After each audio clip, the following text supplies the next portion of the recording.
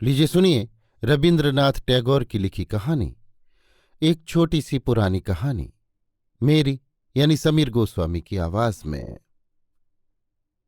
तो कहानी कहनी ही पड़ेगी, पर अब तो दम नहीं रहा। अब इस हारे थके लाचार आदमी को छुट्टी मिलनी चाहिए। ये ओहदा मुझे किसने दिया, ये बताना मुश्किल है। कब तुम लोग धीरे धीरे एक एक करके मेरे चारों तरफ आकर जमा हो गए? क्यों तुम लोगों ने मुझ पर इतनी मेहरबानी की और क्यों मुझसे इतनी उम्मीदें रखी? आज ये बताना मेरे लिए आसान नहीं। अलबत्ता ये तुम लोगों की अपनी भलमनसाहत है और मेरी खुशकिस्मती से ही शायद अचानक तुम लोगों की मुझ पर दया हुई होगी। और मैंने भी, जिसमें तुम्हारी वो दया बनी रहे, उसकी कोशिश में कुछ उठा नहीं रखा।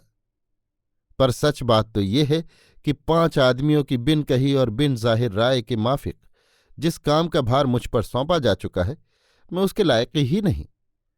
कहानी कहने की ताकत है या नहीं, इस बात पर मैं विनय या घमंड कुछ भी नहीं करना चाहता। इसकी खास वजह यह है कि विधाता ने मुझे एक सुनसान पसंद जीव के तौर पर ही बनाया था। उन्होंने मुझे नामवरी पाने के लिए जनता के काम का आदमी बनाकर मेरी देह पर मोटा कड़ा चमड़ा नहीं दिया।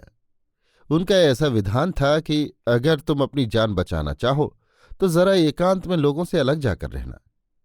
मेरा चित्त भी उसी एकांत जगह के लिए हमेशा व्याकुल रहता है। पर भाग्य बाबा, चाहे मजाक करते हों या गलती, मुझे जबरदस्त जन समाज के बीच तमाम इम्तहानों में पास कराकर अब मुंह पर कपड़ा रख के हंस रहे हैं। मैं उनकी उस हंसी में शामिल होने की कोशिश कर रहा हूं, पर ताज्जुब है कि किसी भी तरह मुझे कामयाबी हासिल नहीं हो पा रही है। भाग जाना भी मेरा फर्ज नहीं मालूम होता।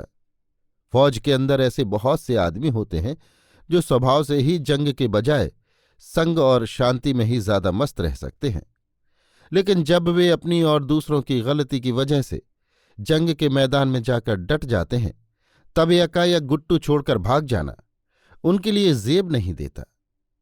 भाग्य देवता खूब सोच विचार कर सब प्राणियों को उनके काबिल काम में नहीं लगाते, मगर फिर भी उनके बताए हुए काम को खूब अदब के साथ पूरा करना आदमी का फर्ज है।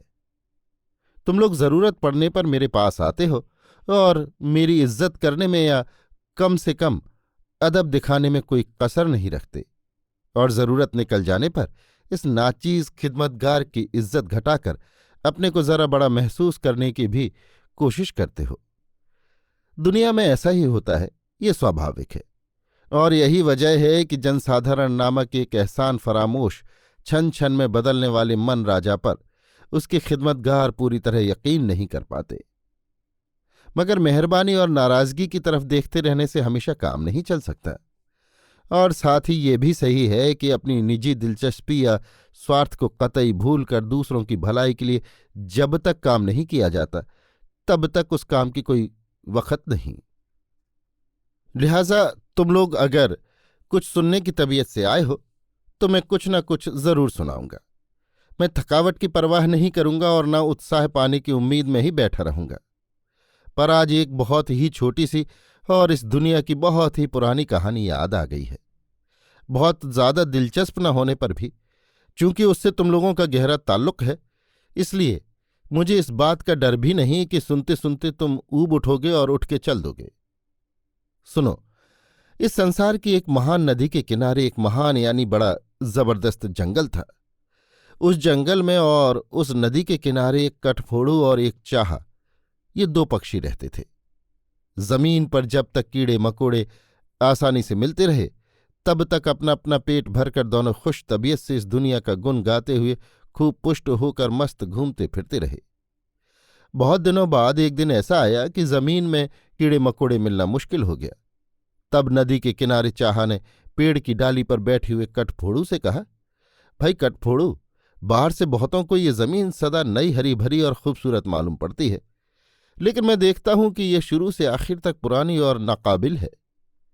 पेड़ की डाली पर बैठे हुए कठफोड़ू ने नदी किनारे के चाहा से कहा, भाई चाहा, बहुतों की निगाह में ये जंगल खूब हरा भरा और आरामदेह लग रहा है, लेकिन मैं कहता हूं कि ये बिल्कुल निस्सार और बिल्कुल वाहियात है। उसके बाद दोनों मिलकर अपनी अपनी बात को साबित करने के लिए कमर कस के तैयार हो गए। चाहा नदी के किनारे उछल उछल कर जमीन की मुलायम मिट्टी में बार बार चोंच मार मार कर दुनिया का बुढ़ापा और नाकाबिलियत दिखाने लगा, और कठफोड़ू पेड़ की कड़ी डाली पर बार बार चोंच की चोट करके जंगल का खोखलापन साबित करने लगा। विधि की विडंबना से ये दोनों ही कभी न हारने वाले पक्षी संगीत विद्या से नावाकिफ थे, और इसलिए कोयल जब पृथ्वी पर नवीन वसंत समागम की पंचम स्वर से घोषणा करने लगी और श्यामा जब जंगल में नवीन प्रभातोदय का गुण गाने लगी, तब भी ये दोनों भूखे और नाखुश बेजबान परिंदे अशांत उत्साह से अपनी हठ पूरी करने में ही लगे रहे। ये कहानी क्या तुम लोगों को अच्छी नहीं लगी? अच्छी लगने की इसमें कोई बात ही नहीं, लेकिन इसमें सबसे बढ़कर जो गुण है, सबसे बड़ी जो खूबी है, वो ये कि ये थोड़ी सी देर में खत्म हो जाती है। और क्या तुम इस बात को भी न समझ सके कि ये कहानी पुरानी है? इसकी वजह यही ना कि दुनिया की बदकिस्मती से ये कहानी बहुत पुरानी होने पर भी हमेशा नई ही बनी रहती है। बहुत दिनों से गुनमेटा कठफोड़ू पृथ्वी के इस मजबूत महत्व पर ठक ठक करके चोंच मारता आ रहा है, और चाह पृथ्वी की सरस और उपजाऊ मुलायम मिट्टी में खच खच करके चोंच गड़ाता चला आ रहा है। फिर भी दोनों के मन के अरमान मन ही में रह गए। अब क्या तुम ये पूछना चाहते हो कि इस कहानी में सुख दुख की ऐसी कौन सी बात है? मैं करता हूं, इसमें दुख की बात भी है और सुख की भी। दुख की बात यह है कि जमीन चाहे जितनी उदार और जंगल चाहे जितना महान क्यों न हो, पर छोटी या ओछी चोंच वाले अपने लायक खाना पीना न मिलते ही हमेशा से उन्हें चोट पहुंचाते आए हैं और शायद पहुंचाते भी रहेंगे। और सुख की बात यह है कि फिर भी सैकड़ों हजारों वर्षों से जमीन नई और जंगल हरे भरे मौजूद हैं और शायद रहेंगे भी। फिर इसमें अगर कोई मरे तो डाह के जहर से फड़फड़ाते हुए ये दो अभागे परिंदे ही मरेंगे। और मजा ये कि दुनिया में इस बात की किसी को खबर तक न लगेगी। इस कहानी का मतलब खाक धूल कुछ भी तुम्हारी समझ में नहीं आया, पर इसका मतलब तो ऐसा कुछ मुश्किल नहीं है। शायद कुछ उम्र बढ़ने पर समझ में आ जाएगा। कुछ भी हो, चीज तुम्हारे मतलब की नहीं हुई, इसमें अब मुझे भी कोई शक नहीं रहा। अभी आप सुन रहे थे रबीन्द्रनाथ टैगोर की लिखी कहानी एक छोटी सी पुरानी कहानी, मेरी यानी समीर गोस्वामी की आवाज में।